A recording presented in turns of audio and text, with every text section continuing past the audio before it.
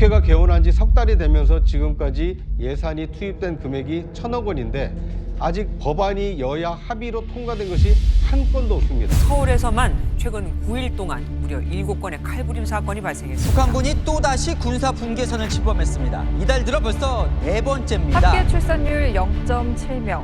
우리나라의 저출생 문제는 수백조 원의 돈을 들여도 도무지 나아지질 않고 카이스트 있습니다. 대학원생과 서울대 등 명문대생들이 연합 동아리에서 마약을 유통하고 투약하는 일이 한국이 벌어졌습니다. 경제협력개발기구 OECD 회원국 중 노인 빈곤율 1위의 오명을 받지 못하고 지난해 있습니다. 폐업 신고를 한 사업자가 역대 최대 폭으로 증가하면서 연간 100만 명에 육박한 것으로 일도 나타났습니다. 구직 활동도 하지 않고 그냥 쉰다는 청년이 40만 명에 육박하는 것으로 나타났습니다.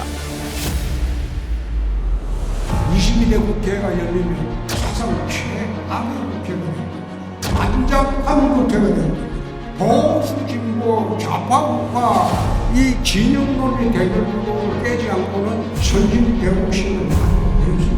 저출산 대책을 마련하는 가장 근본은 사회 분배부터 좀 바뀌죠. 강제로 결혼시키고 그래가지고 애 낳아라. 그건 비인간적이에요. 그러지 말고 보육 환경 개선하고 교육 환경 개선하고 주택 개선하고 의료 개선하고 그렇게 해서 애 낳아도 불이익 없이 살 수 있는 그런 제도로 만들어줘야지 자식을 갖게 돼요. 그렇게 되는 거 아닙니까?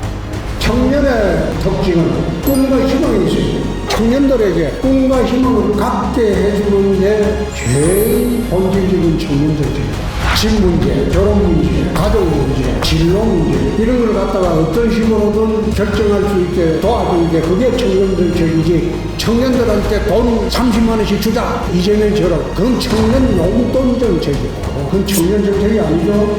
어떻게 잔인한 흉악범의 생명권만 존중하고 억울하게 당한 피해자의 생명권뿐만 아니라 그 가족들이 평생 겪어야 하는 고통은 버리지 못합니다. 많은 사회적으로 집행을 해야 되는 것입니다. 그런데 얼치기 인권론자들 때문에 집행하는 지가 지금 30년이 넘죠. 사형 집행하려면 마치 인권 후진국인 양 선전하는 것도 그건 참 가짜는 거예요. 일본은 매년 사형 집행합니다. 미국이 매년 사형 집행을 해요. 미국이 인권 후진국입니까? 일본이 인권 후진국입니까? 우리나라는 그런 것들은 정치인들 때문에 안 되는 거예요. 지자식이 하면 죽어봐. 사형 집행 안 하는 거. 북핵 문제는 배경으로 불기에는 이제 늦었어요. 한 번도 핵균형 정책을 취하지 않으면 가면 갈수록 북의 핵노예, 핵인질, 핵무장을 이야기하는 건 아니에요. 대부분 정치인들이 그걸 거부합니다. 거부 정치인이란 프레임에 갇힐까 싶어서 핵무장을 이야기를 합니다. 그런데 이제는 자체 핵무장을 해야 돼요. 하지 않으면 결국은 시간이 가면 갈수록 양국 국민들은 진정의 핵인질이 되고 핵노예. 핵을 가진 나라와 가지지 못하는 나라는 전쟁 자체가 성립되지 않아요. 우리가 생존을 하려면 남북 핵교련이 전제되지 않고는 생존하기 어렵습니다. 좌파들이나 나라에 지지되든 말든 자기들은 핵 반대한다. 5천만 국민의 생명과 재산이 달린 문제인데 어떻게 그걸 그런 식으로 처리를 할 수 있겠습니까?